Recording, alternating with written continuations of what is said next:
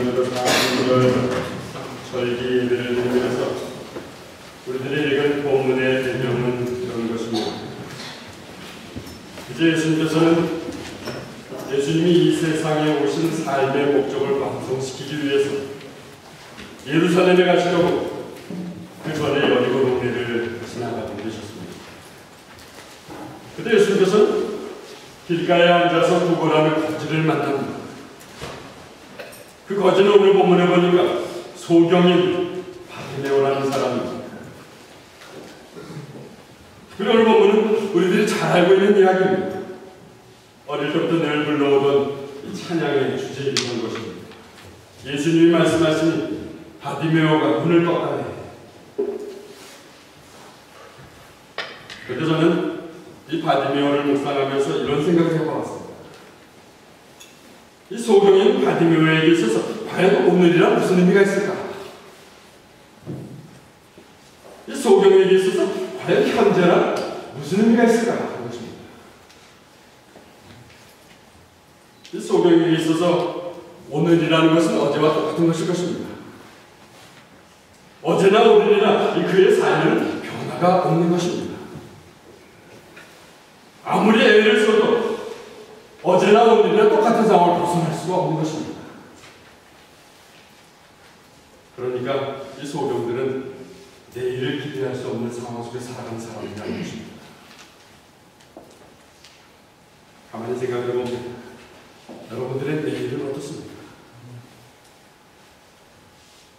어떤 이들은 내일이 불안할 것입니다. 아직도 젊은데 자꾸만 늙어가는 것 같아서 불안합니다. 오늘까지 하던 일들이 내일은 잘 안 될까봐 불안하고 초조해합니다.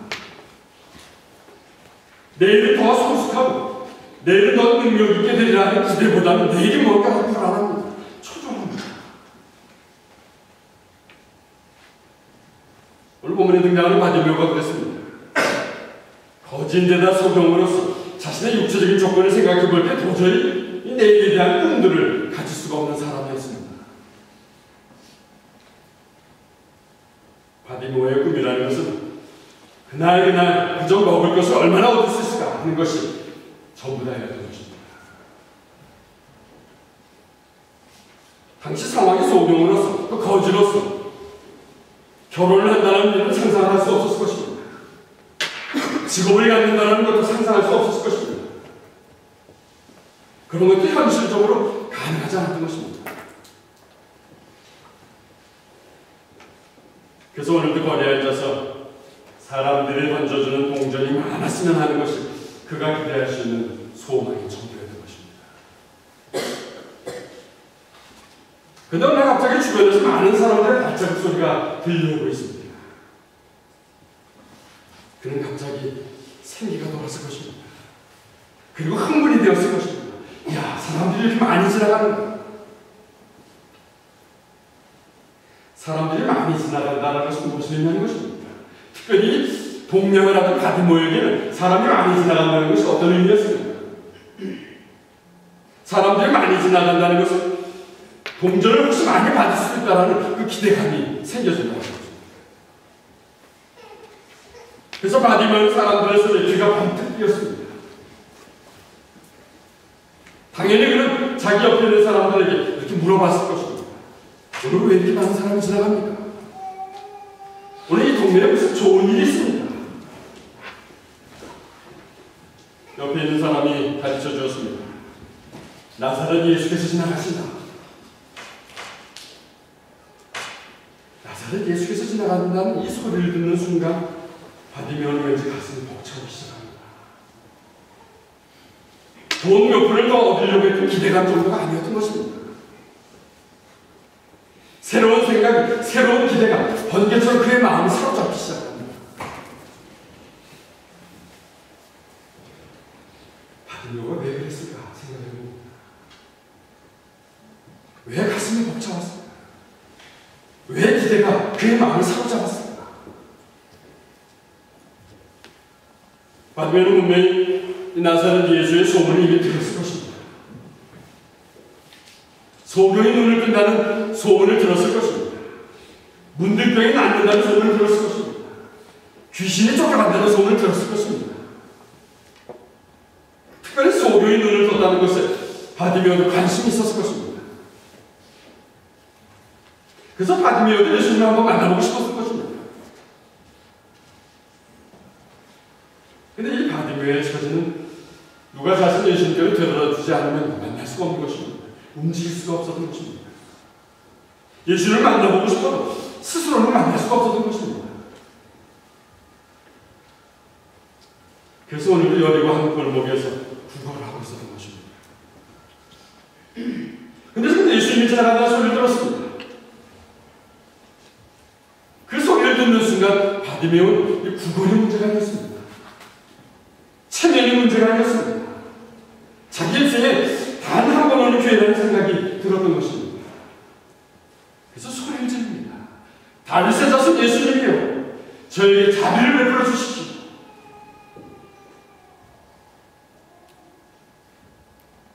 우리의 모습을 한번 하나님 생각해 봅니다. 우리들도 바디메오처럼 이런 상황을 맞이할 때가 종종 있는 것입니다. 근데 이 결정적인 순간에도 이 점잖은 사람들이 있는 것입니다. 지성적이야 한다는 사람들이 있습니다. 소리를 지르면 좀 천박하다는 사람들도 있습니다. 근데 여러분들이 지금 물에 빠져 죽게 되었다면 여러분들은 어떻게 하시겠습니까? 물에 빠져 죽게 되었는데 점잖고 지성적으로 여러분들이 이해할 수 있겠습니까? 저 여보세요. 제가 지금 물에 빠졌습니다. 저 좀 구해 주시겠습니까? 아마도 누구라도 물에 빠졌으면 이렇게 하진 않을 것입니다. 물에 빠져 죽게 되었을 때 이거 말고 금방 나오는 소리가 있습니다. 뭡니까? 사람 살려. 지금 바디메오가 지성과 체면을 찾을 때가 아닌 것이었습니다. 예수님, 나에게 자비를 베풀어 주시오.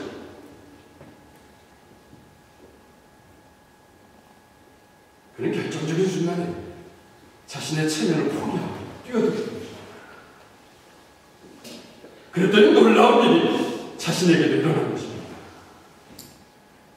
저는 여러분들에게도 이런 축복이 있기를 간절히 축원합니다.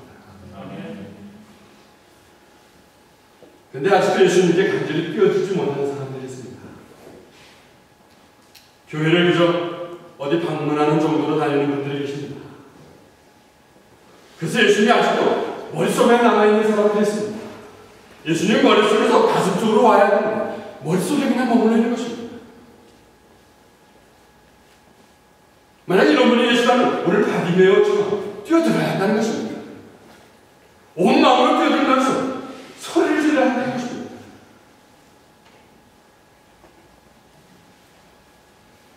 오늘날 우리도 예수님이 지나간다는 소식을 곳곳에서 듣습니다.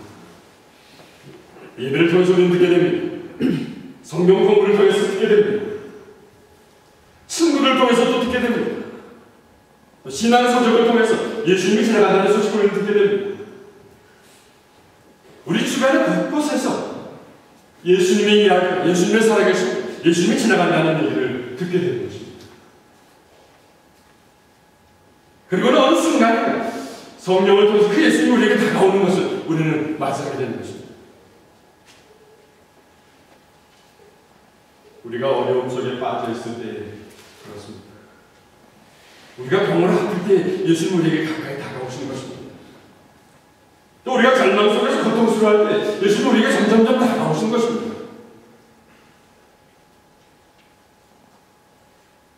오늘 바디메오는 그 기회를 놓치지 않았던 것입니다. 뛰어들었습니다.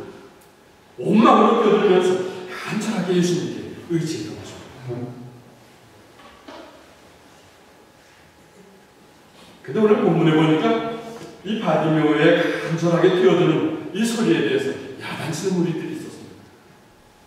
오늘 본문 48절 전반절을 한번 보겠습니다. 전반절을 한번 같이 읽어봅니다. 많은 사람들이 그에게 조용히 하라고 말했습니다. 이 상황을 가만히 생각해 보시다.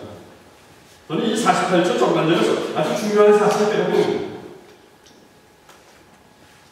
어떤 일이든지 내가 믿음으로 선택을 했을 때 그것을 방해하는 세력이 꼭 나타납니다 라는 것입니다. 지금 바디메오는 온 마음으로 뛰어들어서 예수님께 살려달라고 간절히 간청을 합니다. 그런데 방해하는 세력이 나타나는 것입니다. 예수님께 가까이 가려고 하는데 방해하는 일이 나타나는 것입니다.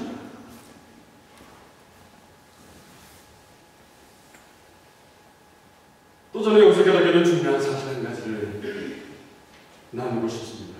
그것은 우리 자신이 바디메오의 입장이 아니라 지금 야단치는 사람들의 입장에 설 수도 있다는 것입니다.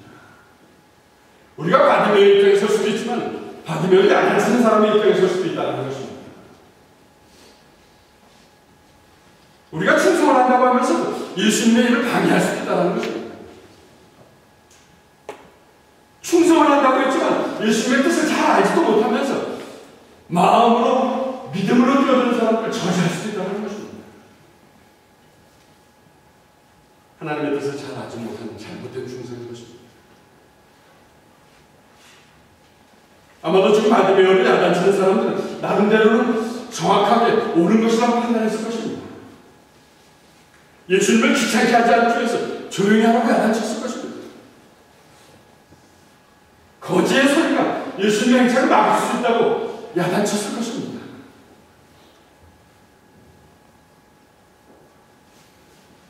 근데 참 우리들에게 도전이 되는 것이 있습니다. 사람들의 방해에도 불구하고 조금 더 흔들리지 않은 이 바디메오의 태도인 것입니다. 48절 후반절입니다. 같이 한번 읽어봅니다. 그러나 그는 더욱더 크게 소리쳤습니다. 다윗의 자손이시여 제게 자비를 베풀어 주시옵소서.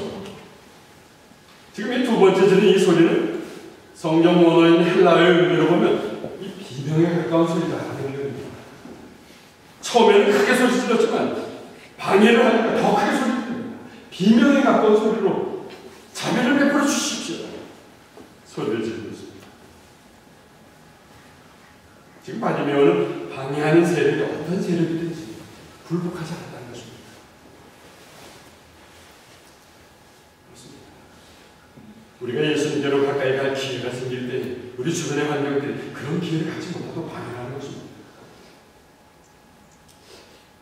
아침에 묵상을 하고 할 때 전화가 옵니다.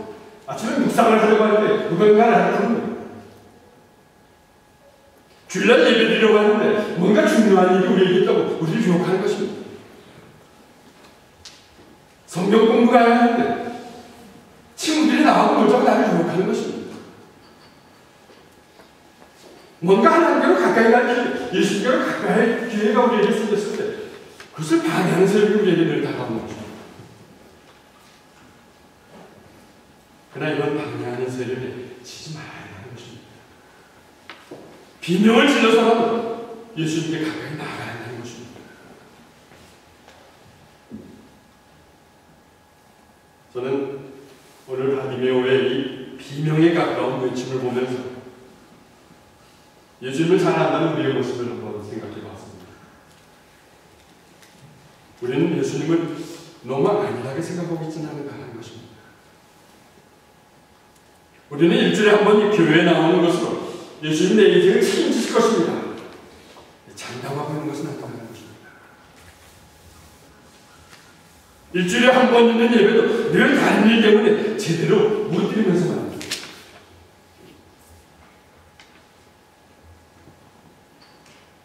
우리는 예수님의 말씀을 얼마나 마음속에 담고 있습니다. 우리는 얼마나 무릎 꿇고 기도를 하고 있습니다. 우리가 드리는 봉사와 헌신은 얼마나 되는 것입니까? 우리는 우리의 시간과 정성을 얼마나 드리고 있습니까? 예수님을 향한 우리의 모습을 보면 우리는 너무나 안일하지 않는가 하는 생각이 드는 것입니다. 예수님을 향한 우리의 모습이 너무나도 이기적인 것은 아닌가 생각이 드는 것입니다. 오늘 이 바디메오의 외침을 통해서 반성해 봅니다.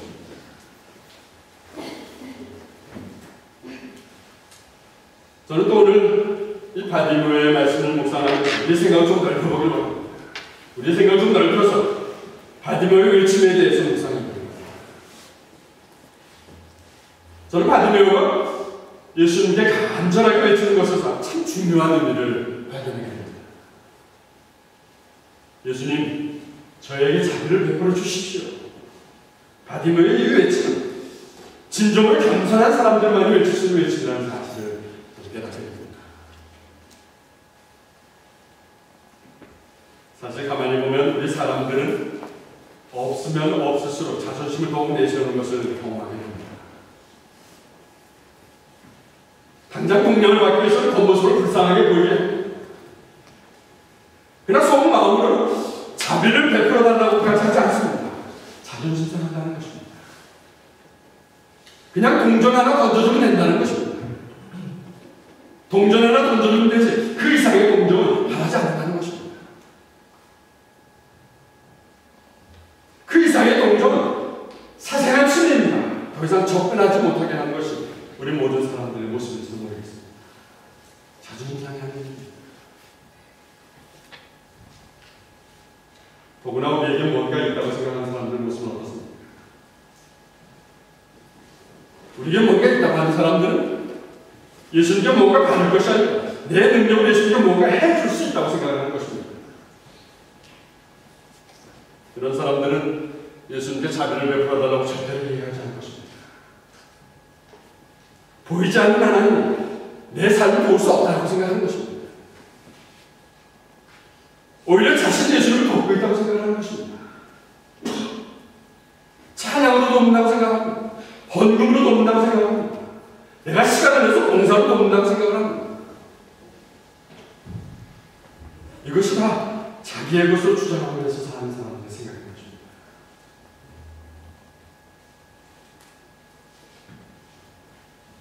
근데 여러분들은 이런 기도를 드리고 싶지 않습니다. 예수님, 나는 가진 것이 아무것도 없습니다. 내가 예수를 위해서 할 수 있는 일도 아무것도 없습니다. 과거에는 내가 무엇이 있는 줄 알았습니다. 근데 나를 자세히 들여다보니 나에게는 아무것도 없습니다.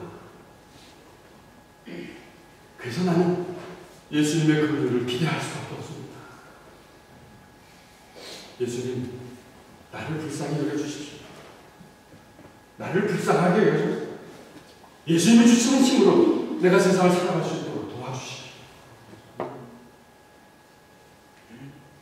얼마나 겸손한 기도예요. 오늘 본문에 보니까 바디메오의 이 겸손한 기도는 결국 기적을 불러오는 기도인 것입니다. 여러분들의 삶에도 이 기적이 일어나기를 소망한다면, 여러분들의 삶에도 바디메오처럼 눈을 뜨는 놀라운 일들이 일어나기를 원한다면 여러분들 날마다 그런 겸손한 기도를 드려야 할 것입니다.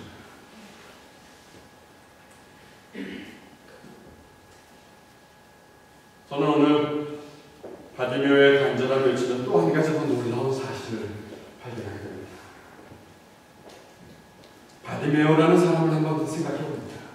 바디메오라는 사람이 어떤 사람이었습니까? 바디메오는 원래 예수님에 대한 지식이 없는 사람입니다. 하나님을 잘 아는 사람이 아니었습니다. 사실 그가 구약성경을 읽어보긴 하겠습니다. 누가 바디메오에게 구약의 율법을 가르쳤겠습니까? 그는 아마도 한간에 떠도는 예수님의 소문을 들었을 것입니다. 그 소문에 의하면 예수님이 다윗의 자손이라는 것입니다. 다윗의 자손이다라는 것은 그때 당시 메시아다, 구원자다라는 것을 의미하는 것입니다. 바디메오는 예수님에 대해서 배운 것도 아니고 예수님을 보지도 못했습니다. 근데 바디메오는 소문만 들어도 신뢰하기 시작한 것입니다. 소문만 들어도 자신을 구해줄 줄 해주실 분이 예수님이라는 사실을 믿게 된 것입니다. 그래서 오늘 외치고 있습니다. 다윗의 자손이요, 자비를 베풀어 주십시오.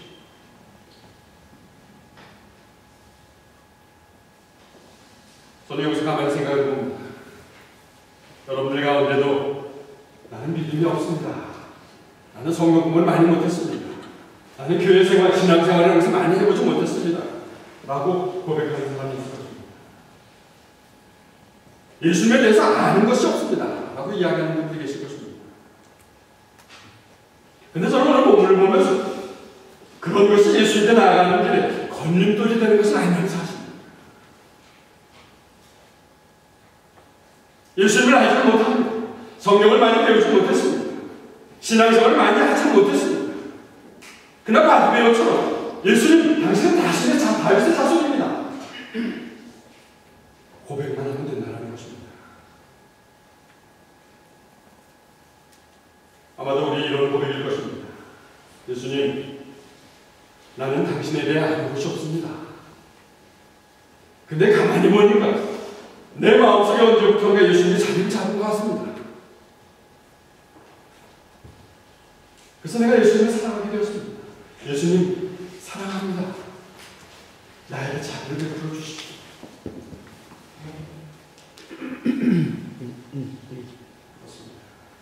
수천 마디의 화려하고 수천 마디의 유창한 입으로만의 고백보다 순수한 마음에서 우러나오는 이러한 고백이면 된다는 것입니다. 근데 만일 우리에게 엄청난 성경의 지식이 있더라도 그 성경의 지식이 믿음으로 우리의 삶에 실천이 되지 않으면 그 성경 지식은 오히려 우리를 교만하게 만드는 것입니다. 만약 우리가 교회에 오래 다녔다는 이 경력만 내세운다면 이 교회를 오래 다니는 이 신앙의 경력이라는 것은 우리를 교만하게 만드는 것 외에 아무런 의미가 없다는 것입니다. 그러나 바디메오는 예수님이 다윗의 자손이라는 사실 하나만을 붙들고 나갑니다. 그것을 붙들고 간절하게 소리를 지릅니다. 그 모습에서 우리는 순수하고 겸손한 믿음의 모습을 보게 되는 것입니다. 그럼 이 바디메오의 순수하고 간절한 외침에 대해서 예수님은 어떻게 반응하셨습니까? 오늘 본문 49절 전반전입니다. 같이 읽어봅니다.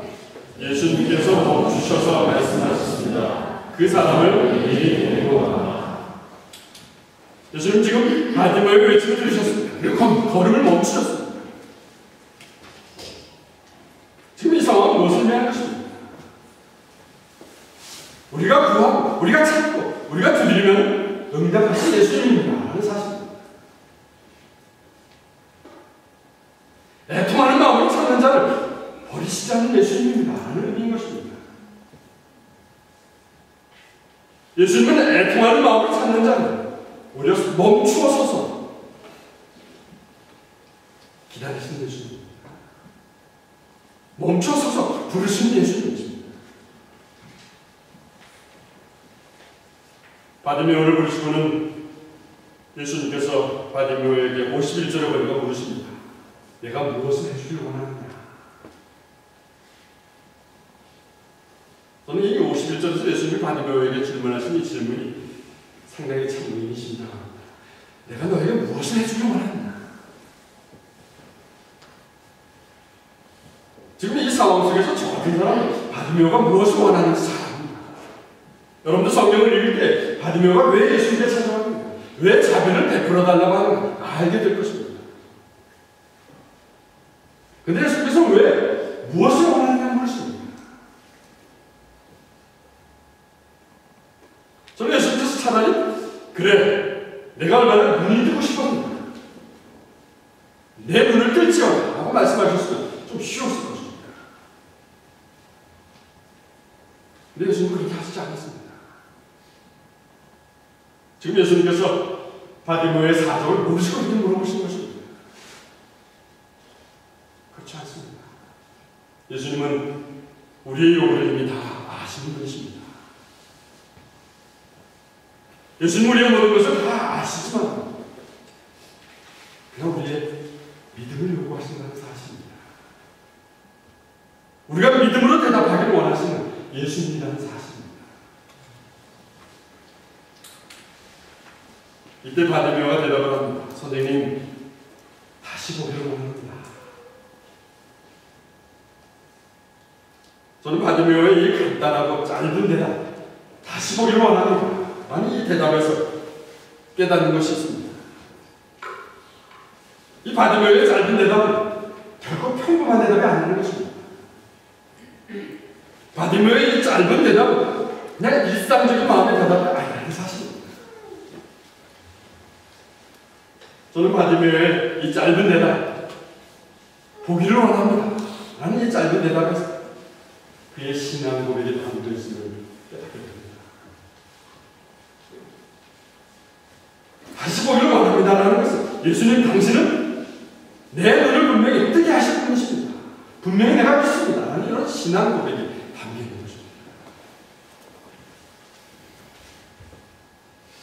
예수님 내 병을 고치십시오라는 고백이라는 것은 예수님 분명히 내 병을 고칠 수 있는 분이십니다. 분명히 나는 믿습니다 라는 이 신앙 고백이 담겨 있는 것입니다. 근데 이런 상황을 생각하면 누가 병을 낫게 해달라고 기도하면서도 정말 내 병이 고칠 수 있을까? 의심을 한다면 어떻습니까? 병을 낫게 해달라고 기도하면서 의심을 한다면 그 믿음의 기도를 할 수 없을 것입니다. 의심하면서 기도한다면 아마 병도 나을 수 없을 것입니다. 예수님께서는 지금 바디메오에게 이것을 확인시키고 싶은 것입니다. 지금 바디메오에게 이것을 훈련시키지 않고 계획이 있으셔서 무엇을 원하느냐 물어보십니다.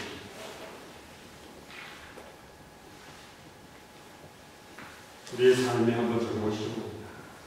예수님은 우리가 고통스러울 때 예수님께 찾아오는 것을 기뻐하시는 것입니다. 예수님 우리가 병들었을 때 예수님께 찾아오는 것을 기뻐하시는 분이십니다. 또 예수님께서 우리의 일들이 잘 안 될 때 예수님께 찾아오는 것을 기뻐하시는 분이십니다. 근데 우리가 그냥 막연한 기대로 찾아오는 것을 기뻐하시지 않습니다.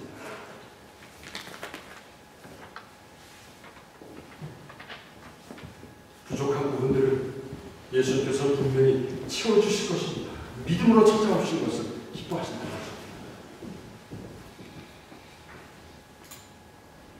저렇게 믿음으로 구하는 바디메오의 간구에 예수님께서 어떻게 응답하십니까? 오늘 본문 52절 같이 읽어봅니다. 예수께서 가거라 내 믿음이 너를 낫게 하였다 하고 말씀하셨습니다. 그 즉시 그는 보게 되었고 예수님을 알았습니다. 가만히 생각을 해봅니다. 예수님께서 바디메오에게 믿음이 있다고 칭찬하는 건 어떤 것입니까?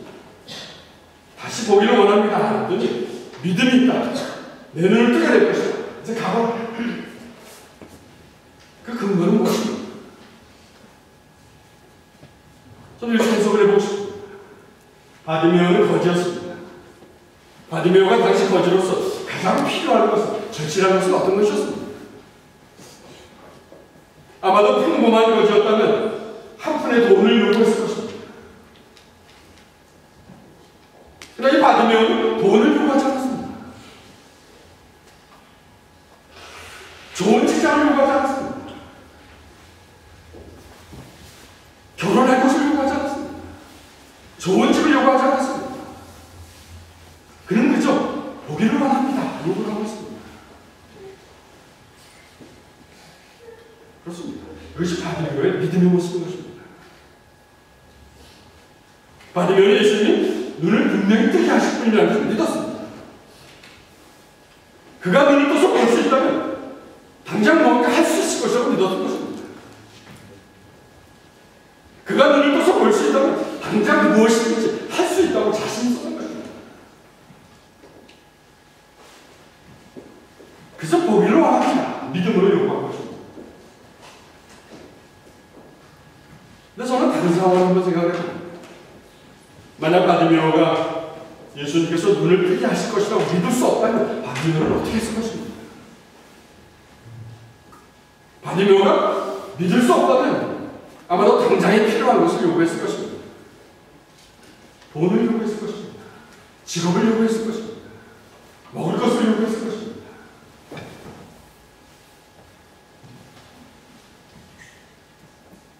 사랑하는 여러분, 오늘 여러분들이 예수님께 바라는 간절한 기대, 오늘 여러분들이 예수님께 바라는 간절한 소망, 그것은 어떤 것입니까? 예수님께서 이 자리에 나타나 무엇을 원하느냐? 여러분들에게 물으신다면 여러분들 무엇을 요구하시겠습니까? 성공적인 사업입니다. 좋은 직장입니다. 집입니다. 세상에 하나밖에 없는 좋은 사람을 결혼하는 것입니다. 시험에 단 한 번에 붙는 것입니다. 콩쿠르에 입상하는 것입니다. 돈이 좀 많았으면 하는 것입니다. 근데 사실 누가 이런 것들을 싫어하고 누가 이런 것들을 반대하겠습니까? 누가 이런 것들이 필요하지 않다고 이야기하겠습니까? 그러나 오늘 바디메오는 간절한 마음으로 외칩니다. 예수님, 나를 불쌍히 여기셔서 내 눈을 뜨게 해주십시오. 그래서 진정으로 볼 것을 보게 하고 그래서 진정으로 느낄 것을 느끼게 해주십시오. 그래서 내 삶에 변화가 일어나게 해주십시오. 결국 바디메오는 눈을 뜨고 곧바로 보게 되었습니다. 눈을 떠보니 바디메오는 당장의 배고픔이 문제가 아니었습니다. 눈을 떠보니까 좋은 직장이나 좋은 환경이 문제가 아니었습니다. 눈을 떠보니까 부자가 되는 것이 문제가 아니었습니다. 눈을 떠보니까 성공한다는 것이 문제가 아니었습니다. 눈을 뜨고 보니까 세상에 그런 것보다 더 큰 눈이 보이기 시작합니다. 눈을 떠보니까 세상에 그 많은 것들, 세상 사람들이 좋아하는 것들, 그것들을 누가 주신 것인가 마음 가운데 담게 된 것입니다. 그래서 그는 예수를 따라가기 시작했습니다. 눈을 떠서 세상이 좋다고 세상을 따라가지 않았습니다. 오늘 본문에 보니까 눈을 떴으니 이제 가거라 예수님을 말씀하십니다. 이 바디메오는 세상을 가지 않았습니다. 예수님을 따라갔습니다. 그렇습니다. 이 예수님 오늘 여러분들의 영의 눈을 만져주시기를 축원합니다. 예수님이 여러분들을 만지셔서 여러분들의 영의 어두운 눈이 밝아지고 여러분들의 감겼던 영의 눈이 열려서 여러분들이 신령한 것들을 보기를 간절히 축원합니다. 그래서 예수님을 볼 뿐만이 아니라 나를 향한 예수님의 놀라운 사랑을 깨닫기를 축원합니다. 그래서 세상이 아니라 예수님을 바라보고 예수님을 따라가기를 간절히 축원합니다. 또 나를 통해서 이루려는 하나님의 놀라운 계획들 여러분들이 보기를 바랍니다. 세상의 성공과 세상의 잘나고 세상의 잘됨이 아니라 그것을 통해서 나를 이루어 가실 하나님의 놀라운 계획들 여러분들이 바로 바라보시기를 간절히 축원합니다. 그리고 이제 계속해서 세상이 아니라 예수님을 따라간 저와 여러분이 주님의 이름으로 간절히 축원합니다. 아멘.